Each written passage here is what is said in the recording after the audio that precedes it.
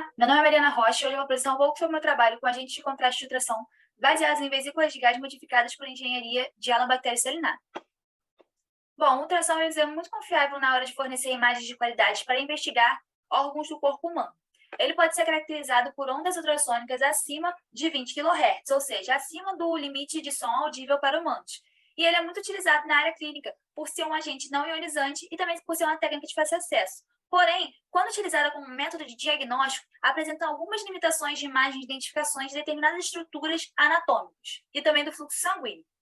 Bom, para contornar isso, foi desenvolvido os agentes de contraste de filtração. Então, para ser um agente de contraste de filtração, a bolha deve apresentar uma estabilidade de permanência na corrente sanguínea durante o exame e após a injeção intravenosa, apresentar um diâmetro de até 10 micrômetros, ser inerte e segura e apresentar uma interação ecogênica forte e controlada.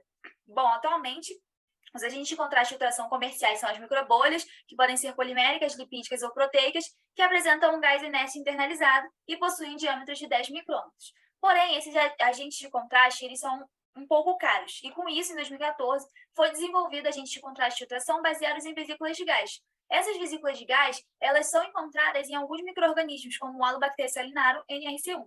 Bom, essas vesículas de gás apresentam encapsulamento proteico e com ar armazenado. E também são formadas por duas proteínas fundamentais para sua estrutura, que é a GVPA, que é responsável por atuar na estrutura fusiforme central, e a GVPC, que atua ligando externamente a GVPA e estabilizando a vesícula de gás. Bom, falando um pouco agora sobre o micro-organismo, a Alobacter salinaro é uma arqueobactéria halófila extrema, de ambientes hipersalinos, onde a concentração de cloreto de sódio está próxima à saturação, apresenta adaptações na estrutura química e na sua composição, como, por exemplo, alguns aminoácidos específicos para proteínas de superfície halofílicas, apresenta um conjunto de proteínas de retina na membrana citoplasmática. Esse conjunto de proteínas é muito importante para o funcionamento celular desses micro-organismos, porque faz com que eles consigam se adaptar ao ambiente com alta concentração de sal, alternando entre respiração aeróbica e anaeróbica. Bom, eles apresentam para a sua locomoção os flagelos e para a flutuabilidade as vesículas de gás. E essas vesículas de gás apresentam um diâmetro entre 45 a 250 nanômetros e um comprimento entre 100 a 600 nanômetros. Bom, em 2016, foi aprimorado o potencial biotecnológico dessas vesículas de gás, desenvolvendo um modelo de modificação da concentração proteica dessas vesículas. Então, foi visto que as vesículas de gás de Anabena não retornavam o ecosinal acústico no regime não linear. Porém, quando se retirava a GVPC dessas vesículas de gás, elas retornavam o ecosinal tanto no regime linear quanto no regime não linear. E isso está associado com a diminuição da rigidez, que faz uma melhora no contraste da imagem.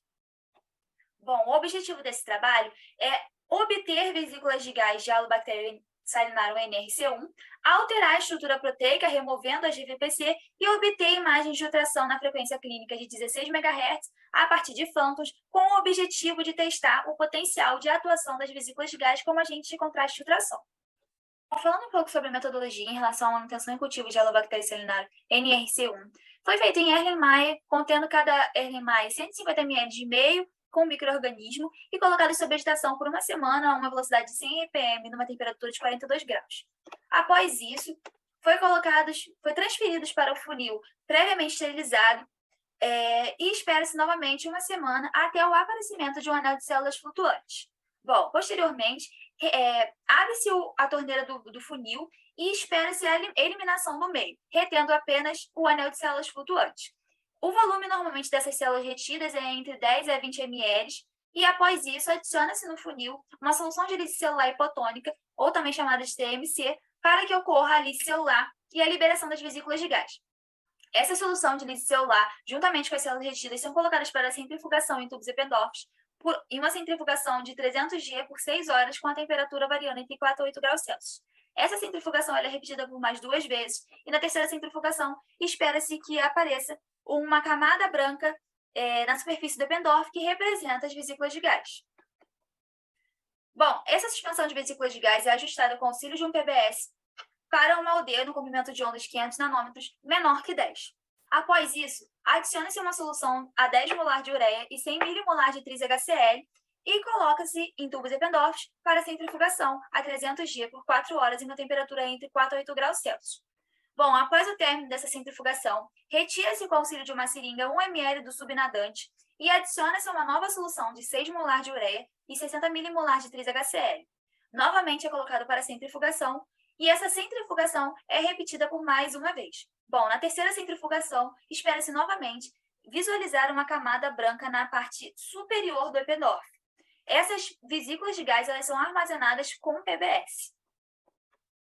Bom, o preparo de Phantom é feito a partir de agarose a 1% em PBS. Esses Phantoms eles apresentam um formato circular com a presença de poços. Nesses poços é colocado uma mistura de 1 para 1 de agarose a 1% e das vesículas de gás. Bom, a produção de imagens de ultrassom em Phantoms é a partir de um operador, de uma ultrassom operando em modo B, numa frequência de 16 MHz. Bom, falando agora um pouco sobre resultados, foi medida a OD das amostras de vesículas de gás. Nas vesículas de gás selvagens, que são representadas também por WTGV, elas apresentaram uma OD de 8. Já as ΔGV, que são as vesículas de gás modificadas, sem GVPC, apresentaram uma OD de 2. Essa OD final menor, ela é esperada por conta do tratamento com a ureia. A ureia é utilizada como proteína desnaturante. Então, pode ser que tenha ocorrido uma destruição parcial das vesículas de gás. Então, essa OD final, ela corresponde às vesículas de gás sem GVPC que continuaram com a capacidade de flutuar. Agora, analisando o resultado do gel SDS-PAGE, da esquerda para a direita, temos ΔGV, que são as vesículas de gás modificadas sem GVPC, GV, que são as vesículas de gás selvagens, e BP, que são amostras padrões. Bom, na vesícula de gás selvagem, podemos notar diversas bandas em diversos pesos moleculares, incluindo a banda GVPC, em aproximadamente 25 kDa. Na fotografia, aparece um pouco fraca, porém, é fácil visualizar essa banda GVPC. Ao analisarmos agora ΔGV, vesícula de gás sem GVPC, bom, podemos analisar que também apresenta diversas bandas proteicas em diversos pesos moleculares. Porém, na banda GVPC em 25 kDa, não ocorre, não aparece. Então, não tem-se banda GVPC nas ΔGV. E isso confirma que o tratamento de ureia removeu a GVPC dessas vesículas de gás. Bom, agora analisando um pouco das imagens de ultrassom obtidas a partir de Phantoms, nessa primeira imagem podemos analisar o controle negativo. Então, pode-se observar, esse controle negativo ele foi feito a partir de PBS, e pode-se observar que não houve ecossinal, não houve sinais de eco nessa imagem. Aqui nós temos duas imagens a partir de Phantom com vesículas de gás selvagem, uma numa potência de 1% e a outra de 5% da potência máxima. Bom, podemos visualizar melhor a imagem numa potência de 5%, porque é uma potência maior, aumentando a intensidade da onda incidente, consequentemente, levando a um ecossinal gerado mais intenso. Isso também pode confirmar que essas vesículas de gás elas conseguem suportar um ecossinal mais intenso. Bom, agora analisando imagens de ultrassom de vesículas de gás modificadas, podemos notar que na imagem de 1% de potência, tem-se um acúmulo de vesículas de gás apontados pela seta amarela.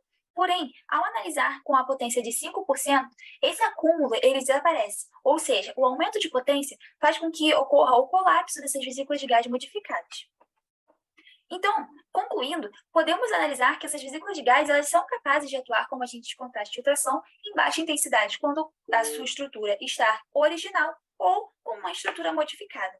Podemos notar também que o aumento da intensidade das ondas de ultrassom incidente causa um desaparecimento do ecossinal de ultrassom em vesículas de gás modificadas. E esses resultados eles indicam um potencial biotecnológico e indicam diversas aplicações que essas vesículas de gás apresentam. Obrigada.